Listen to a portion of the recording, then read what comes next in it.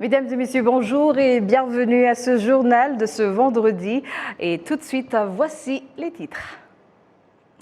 Le président de la République, Paul Kagame, a reçu ce vendredi en audience au village Urugwiro l'ancien président du Niger, Mahamadou Issoufou, et l'ancien premier ministre de l'Éthiopie, Haile Mariam Desalegn, présent à Kigali pour le congrès international sur la préservation des aires protégées.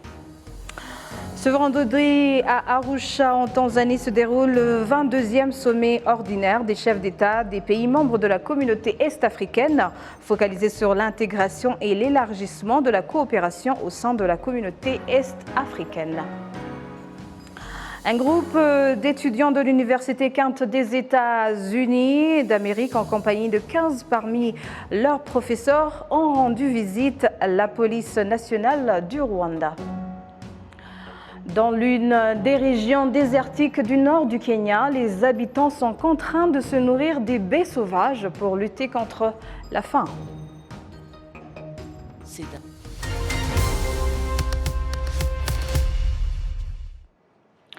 Bienvenue encore une fois à ce journal. Le président de la République, Paul Kagame, a reçu ce vendredi en audience au village Urugwiro l'ancien président du Niger, Mahamadou Issoufou, et l'ancien premier ministre de l'Éthiopie, Haile Mariam Desalegn, présent à Kigali pour le congrès international sur la préservation des aires protégées en Afrique. Congrès dont les travaux ont débuté lundi de cette semaine. Le président de la République, Paul Kagame, a en outre reçu en audience d'autres hautes personnalités, à savoir le directeur général de African Wildlife Foundation, Kadou Sebounya, le directeur adjoint de l'Organisation internationale de la préservation de l'environnement, Stewart McGuinness, le directeur général du Fonds mondial pour la préservation de l'environnement, Marco Lambertini, et le directeur adjoint de l'UNESCO, Shamila Naïl Bedouel. Ce vendredi à Arusha, en Tanzanie, se déroule le 22e sommet ordinaire des chefs d'État des pays membres de la communauté est-africaine, focalisé sur l'intégration et l'élargissement de la coopération au sein de la communauté est-africaine. Le Premier ministre, le Dr Edouard Ngirente, a représenté le Rwanda à ce sommet. Avant ce sommet, le Premier ministre, le Dr Edouard Ngirente, s'est joint aux chefs d'État présents pour le lancement des travaux de construction de la route dénommée Arusha Bypass, longue de 42,4 km. C'est une route en bitume qui va partir de la place dite Ngaramtobi et qui croise celle de Dodoma à Kisongo et va jusqu'à Oussa. Cette route va épauler celle qui est beaucoup utilisée, Moshi-Arusha, et va faciliter le mouvement des personnes et des biens en provenance du port de Mombasa vers le corridor central par Singinda. Lors des discussions antérieures sur le marché commun de la communauté est-africaine, les dirigeants ont indiqué que ce marché se porte bien et que leurs populations respectives peuvent obtenir des produits variés à des prix compétitifs sans nécessairement avoir besoin de les importer. Suivez ce récit de Patrick Nyirindandi.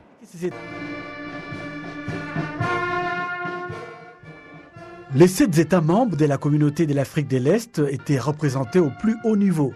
5 présidents étaient présents, celui de l'Ouganda, du Burundi et du Kenya, mais aussi celle de la Tanzanie, pays hôte de la rencontre. Le Rwanda étant représenté par le Premier ministre Dr Edouard Ngirente et la RDC par son Premier ministre Jean-Michel Sama Lukonde Kyenge. Le président sud-soudanais était représenté par un ministre dans son cabinet. Le président somalien était présent en tant qu'invité. Les différents chefs d'État ont prononcé des discours et ont abordé les sujets du jour. Le président du Kenya, Uhuru Kenyatta, qui est par ailleurs le président de la communauté, a déclaré que le marché commun de la communauté se porterait encore mieux si les différents pays membres disposaient des infrastructures nécessaires en nombre et en qualité. Il a expliqué que si rien n'est fait, les populations de ces pays pourraient se tourner vers d'autres cieux pour leurs besoins et viendront les revendre plus cher dans la communauté. La présidente de la Tanzanie, Samia Suluhu Hassan, quant à elle, s'est exprimée sur la question de la sécurité alimentaire au sein de cette organisation à travers un marché commun et son intégration. Elle a souligné que ces États membres ont de bonnes terres arables, mais cela seul ne suffit pas car il faut en faire une meilleure utilisation. Le président ougandais Yoweri Kaguta Museveni, quant à lui, estime que certaines politiques pourraient entraver la mise en œuvre de l'accord général du marché telles que les barrières non tarifaires qui pourraient entraver les échanges. Il a affirmé que la pandémie de Covid-19 et la guerre en Ukraine ont eu un impact sérieux sur l'économie mondiale et les prix des produits pétroliers ont flambé, portant un coup fatal au secteur du transport de biens et des personnes. Le Premier ministre rwandais, Dr Edouard Ngirente, a été invité à présenter différentes stratégies pour améliorer le secteur des transports aériens dans cet espace pour renforcer les échanges entre les États. Parmi les autres intervenants figurait le Premier ministre de la RDC, Jean-Michel Sama Lukonde Kyenge, qui a déclaré que la circulation des marchandises entre son pays et le Rwanda s'effectue librement sans que des visas soient demandés de part et d'autre. Cela, a-t-il dit, contribue à stimuler le commerce. Le ministre à la présidence sud-soudanaise est revenu sur les avantages de l'adhésion au sein de la communauté de l'Afrique de l'Est, notamment sur le fait que les étudiants de son pays vont étudier dans la communauté sans difficulté. Il a indiqué que son pays prévoyait de commencer à enseigner les swahili et le français dans les écoles pour tirer meilleur profit des opportunités de la communauté. Le président somalien, qui était présent à la réunion en tant qu'invité, a publiquement appelé son peuple à rejoindre cette grande communauté. Le président Hassan Sheikh Mohamed a souligné que son pays a une économie riche, notamment en ressources naturelles, et le nombre de personnes impliquées dans le développement de l'organisation. Outre les chefs d'État qui se sont rencontrés lors de la retraite, le secteur privé, les chercheurs et les professeurs d'université, ainsi que les ministres en charge de l'organisation, ont aussi fait les déplacements d'Arusha. Ils ont souligné les avantages et les inconvénients de telles communautés, notamment l'amélioration du commerce international, la sécurité alimentaire, la lutte contre la hausse des prix du marché et l'impact de Covid-19, le développement industriel, l'exploitation minière, la facilitation de la circulation des personnes, des biens, des investissements, des services et bien d'autres.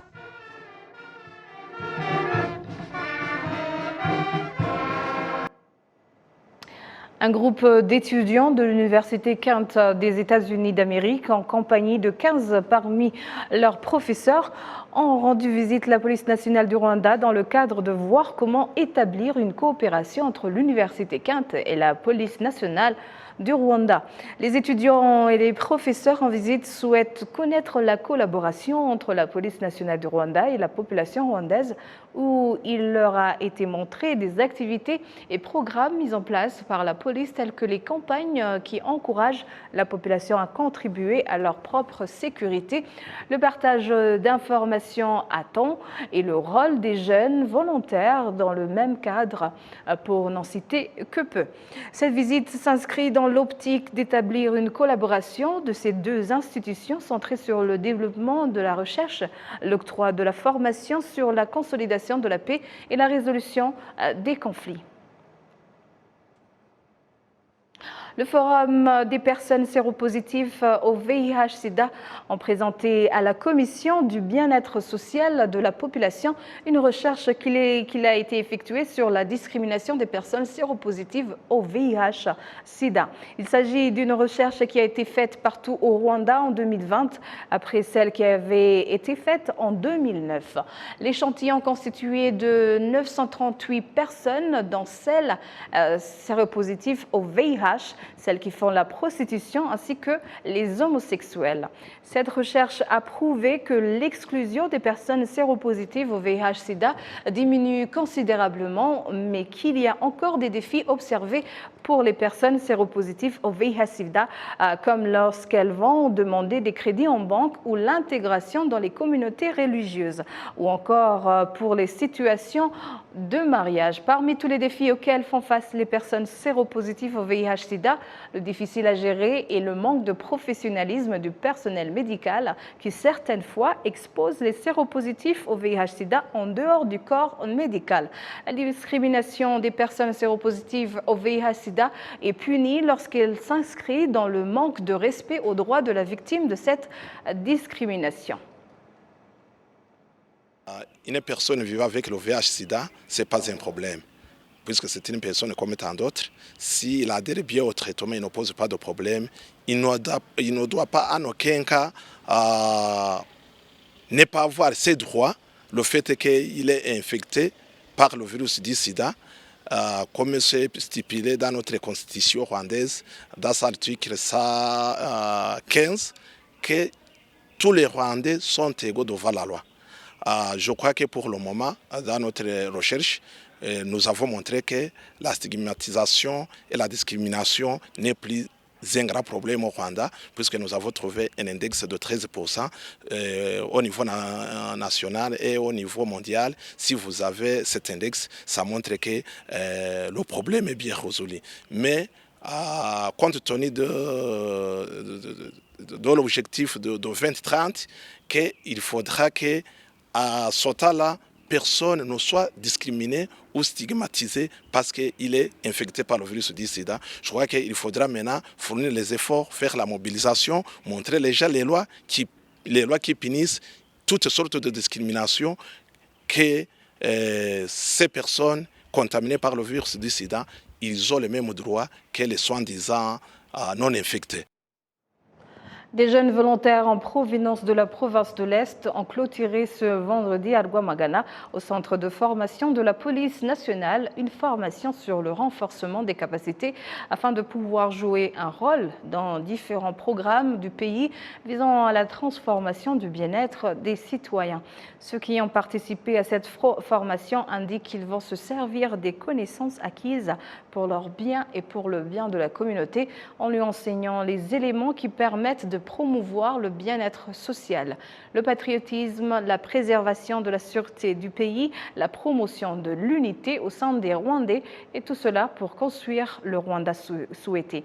S'adressant à ces jeunes, le ministre de la Sécurité intérieure, Alfred Gassana, est revenu sur le discours du président de la République, Paul Kagame, lorsqu'il avait visité le district de Rulindo le 28 février 2014 et où il avait dit que le développement du Rwanda ne peut pas être durable sans la quiétude et la sécurité, qu'il n'y a personne qui va nous l'offrir en tant qu'aide, mais que cela ne concerne que nous-mêmes et que c'est nous-mêmes qui devons édifier l'avenir qui nous convient.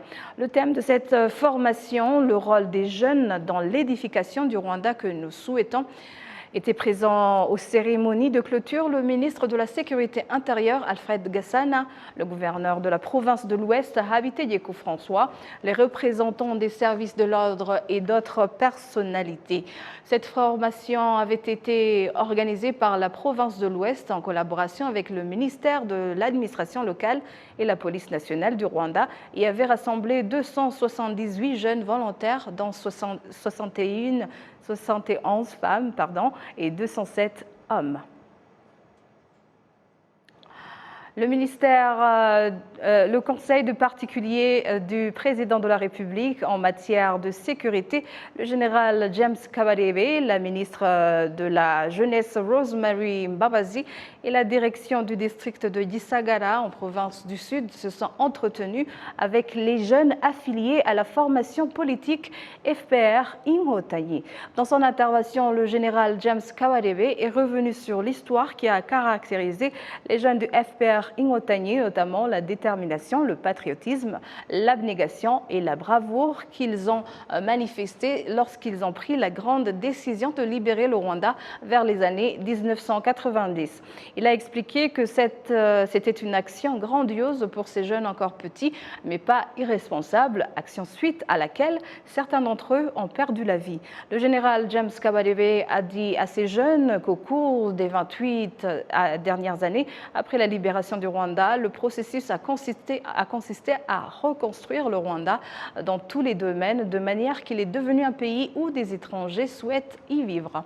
Il a vivement félicité les jeunes du district de Gisagara pour des activités de consolidation du pays qu'ils ont réalisées en se référant aux objectifs de transformation de leur situation propre et celle des habitants nécessiteux qu'ils se sont fixés.